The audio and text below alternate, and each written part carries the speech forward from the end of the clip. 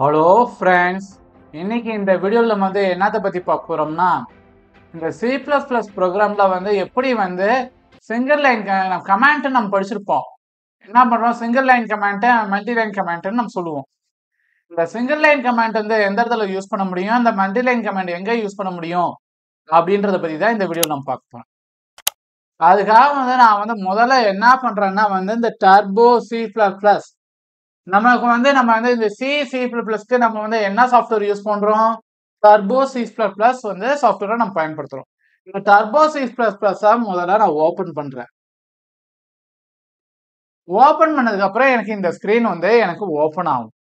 அதுல போயிட்டு நான் என்ன பண்றேன், ஸ்டார்ட் டர்போ C++ அப்படின்றத நான் கிளிக் பண்றேன்.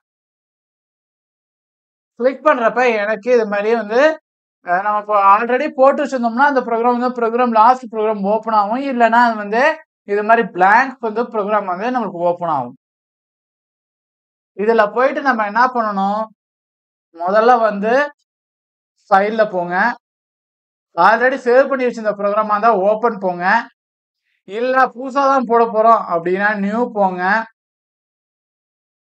இப்ப ஆல்ரெடி நான் சேவ் பண்ணி வச்சிருக்க ப்ரோக்ராம் தான் இப்ப நான் ஓபன் பண்ண போறேன். சோ அதனால நான் ஓபன்ன்றதை நான் கொடுக்குறேன். ஓப்பன் கிளிக் பண்ணோன்னா என்ன பண்ணுதுன்னா இந்த விண்டோ ஓப்பன் ஆகுது. இதுல நான் பாத்தீங்கன்னா இந்த ATI அப்படின்னு ஒண்ணு கொடுத்துருக்கேன். அந்த ப்ரோக்ராம் தான் இப்ப நான் ஓபன் பண்ண போறேன். ஸோ அதனால அதை கிளிக் பண்ணி செலக்ட் பண்ணிட்டு ஓப்பன் அப்படின்றத கொடுங்க. இப்போ நமக்கு என்ன ஆகும்னா இந்த ஸ்கிரீன்ல அந்த ப்ரோக்ராம் நமக்கு ஓப்பன் ஆயிடும். இப்ப single line command multi line command அப்படின்றத பத்தி பார்ப்போம். இப்ப நான் என்ன பண்ணிருக்கேன்னா அரித்மெட்டிக் ஆபரேஷன் அந்த ப்ரோக்ராம் நான் ரைட் பண்ணியிருக்கேன். இந்த அரித்மெட்டிக் ஆபரேஷனை பத்தி நான் நெக்ஸ்ட் வீடியோல சொல்றேன். இப்போதைக்கு இந்த சிங்கிள் லைன் கமாண்டையும் மல்டி லைன் கமாண்டையும் எப்படி பயன்படுத்துறது அப்படின்றத பத்தி பார்ப்போம். முதல்ல ஒரு ப்ரோக்ராமை நம்ம எழுதுறதுக்கு நமக்கு என்ன தேவை, முதல்ல லைப்ரரி ஃபைல் தேவை. ஸோ அதனால லைப்ரரி ஃபைல் கால் பண்றோம். #include iostream.h #include conio.h அப்படின்ற ரெண்டு லைப்ரரி ஃபைலை பயன்படுத்திக்கிறோம். அப்புறமேல டேட்டா டைப் நம்ம டிக்ளேர் பண்றோம். அது இன்டா இருக்கலாம் இல்ல வாய்டா இருக்கலாம். அது தகுந்த மாதிரி நம்ம நமக்கு அக்கார்டிங் டு நம்ம என்ன இதை நம்ம பயன்படுத்துறோமோ அதை பொறுத்து நம்ம இதை செலக்ட் பண்ணிக்கலாம். ரெண்டாவது பாயிண்ட். மூணாவது பாயிண்ட் பாத்தீங்கன்னா, இப்போ பிரேசஸ்ல நம்ம வேரியபிள் டிக்ளேர் பண்ணணும். அது இன்டிஜர் டைப்ல கொடுக்க போறோமா இல்ல ஃப்ளோட்ல கொடுக்க போறோமா, இதை பத்தி இதெல்லாம் அதுல வருது. அப்புறமா வழக்கம் போல கிளியர் ஸ்கிரீன் கொடுத்து நம்ம இது பண்றோம். இப்போ சிங்கிள் லைன் கமாண்டை நான் யூஸ் பண்ண போறேன். ஃபர்ஸ்ட் நான் என்ன பண்றேன், இப்போ இவ்வளோ இதுக்கும் arithmetic addition subtraction multiplication division இந்த 4 ஆப்ரேஷனுக்காக ADD அரித்மெட்டிக்கணும், மல்டிப்ளிகேஷனுக்கணும், அடிஷன் சப்ட்ராக்ஷன் மல்டிப்ளிகேஷன் டிவிஷனுக்காக நான் வேரியபிள் டிக்ளேர் பண்ணியிருக்கேன். ஸோ அதை விட்டுருங்க. இப்போதைக்கு நான் இப்போ நம்ம என்ன பண்ண போறோம், சிங்கிள் லைன் கமாண்ட் தான் நம்ம பார்க்க போறோம். மல்டி லைன் கமாண்ட் தான் பார்க்க போறோம். ஸோ அதனால நான் என்ன பண்றேன், இன்புட் வாங்குறத எடுத்துக்கிறேன். இப்ப எனக்கு இந்த சப்ட்ராக்ஷன்ல இருந்து மாடுலர் ஆபரேஷன் வரைக்கும் எனக்கு தேவையில்லை. அதனால ஸ்லாஷ் போட்டு ஸ்டாரை கொடுக்குறேன். எது வரைக்கும் வேணும், மாடுலர் ஆபரேஷன் வரைக்கும் வேணும். ஸோ அதனால மாடுலர் ஆபரேஷன் வரைக்கும் நான் என்ன பண்றேன், நான் கமாண்ட் பண்றேன். எப்படி கமாண்ட் பண்றேன் அப்படின்றத கிளியரா பாருங்க. முதல்ல என்ன பண்ணேன், ஸ்லாஷ் போட்டேன். எந்த ஸ்லாஷ் போடுறோன்றது முக்கியம், அதை நம்ம தப்பா போட்டுறக்கூடாது. ஸோ அதனால எந்த ஸ்லாஷ் யூஸ் பண்ணணும், ஸ்டார் போடுறோம். அதே மாதிரி இங்கேயும் ஸ்டார் போட்டுட்டு அப்புறம் ஸ்லாஷ் யூஸ் பண்றோம். இதுதான் multi line command. Single line command அப்படின்றது என்னன்னா,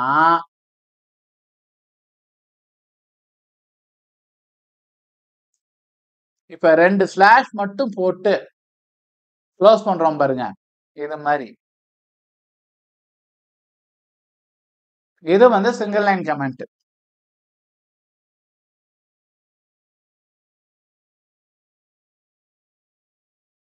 இது ஒன்னொன்னையும் பண்ற மாதிரி இருக்கிறத விட்டு நான் என்ன பண்றேன்னா இந்த இதை நான் மல்டி லைன் கமாண்ட் போட்டு நான் உங்களுக்கு க்ளோஸ் பண்றேன். உங்களுக்கு எந்த இது உங்களுக்கு யூஸ் பண்ணணுன்ற சுச்சுவேஷன் ஏற்படுதோ அந்த சுச்சுவேஷனுக்கு தகுந்த மாதிரி நம்ம வந்து இந்த சிங்கிள் லைன் கமெண்டாவது நம்ம மல்டி லைன் கமெண்டாவது நம்ம பயன்படுத்திக்கலாம்.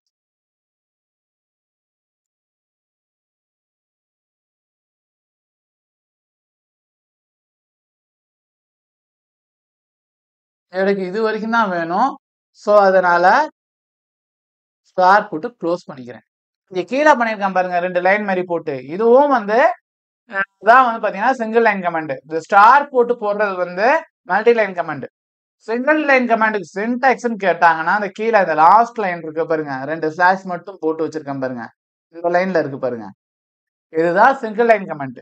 மல்டி லைன் கமெண்ட் எப்படி போடுவீங்க அப்படின்னு கேட்டா வந்து இந்த இங்க இருக்க மாதிரி போடுவோம். இந்த லைன்ல காமிக்கிறேன் பாருங்க,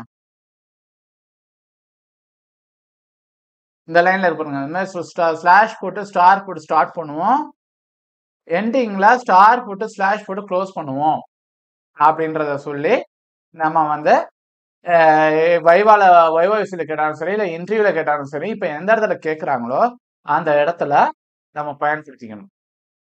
ஸோ இப்போ வந்து இப்போ இப்போ இந்த சிங்கிள் லைன் கமெண்ட் பண்றதுனால மல்டி லைன் கமெண்ட் பண்றதுனால என்ன அட்வான்டேஜ் அப்படின்றத பார்ப்போம். இப்ப ஒரு பெரிய ஒரு ப்ரோக்ராம் எழுதுறோம், அந்த ப்ரோக்ராமை பத்தி ஏதாவது நம்ம கமெண்ட் கொடுக்கணும் அப்படின்ற பட்சத்துல நம்ம அந்த சிங்கிள் லைன் கமெண்ட்டை நம்ம பயன்படுத்துவோம். ஃபார் எக்ஸாம்பிள் அடிஷன் ப்ரோக்ராம் அப்படின்னு போட்டு முன்னாள் ஸ்லாஷ் போட்டு அடிஷன் ப்ரோக்ராம்னு எழுதிட்டோம்னா அந்த லைனை வந்து அந்த ப்ரோக்ராம் வந்து எக்ஸிக்யூட் பண்ணாது. எக்ஸிக்யூட் பண்ணாது மீன்ஸ் அதை வந்து அந்த லைனை கன்சிடர் பண்ணாது.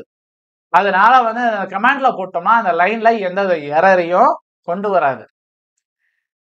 அதே மாதிரி இந்த கொஸ்டின் கூட கேட்கலாம், இப்ப கமாண்ட் யூஸ் பண்றோமே அந்த கமாண்ட் லைன் யூஸ் பண்றப்ப அந்த ப்ரோக்ராமை அஃபெக்ட் பண்ணுமா பண்ணாதா, எரர் வருமா வராதா அப்படின்னு கொஸ்டின் கேட்டாங்கன்னா அதுல எந்த வித எரரும் வராது அப்படின்னு சொல்லி நம்ம ஆன்சர் பண்ணலாம். இதுதான் வந்து பாத்தீங்கன்னா வந்து இந்த கமாண்டை பத்தி. இப்ப நான் இந்த ப்ரோக்ராமே நான் எக்ஸிக்யூட் பண்ணி காமிக்கிறேன். இப்ப அரித்மெட்டிக் ஆபரேஷன் மட்டும் இருக்க மாதிரி வச்சிருக்கேன். ஸோ அதாவது அடிஷன் ஆபரேஷன் மட்டும் வச்சிருக்கேன். ஸோ அந்த அடிஷன் மட்டும் இப்போ ஒர்க் ஆகுதா அப்படின்றத பத்தி நம்ம பார்ப்போம். எப்பவுமே என்ன பண்ணணும், ஒரு ப்ரோக்ராம்ல நம்ம ஏதாவது சேஞ்சஸ் பண்ணணும், நம்ம என்ன பண்ணணும், முதல்ல கம்பைல் பண்ணணும். அதுக்கு ஷார்ட்கட் வந்து பாத்தீங்கன்னா ஆல்ட் வந்து F9 கிளிக் பண்ணீங்கன்னா எந்த எரரும் வரலை.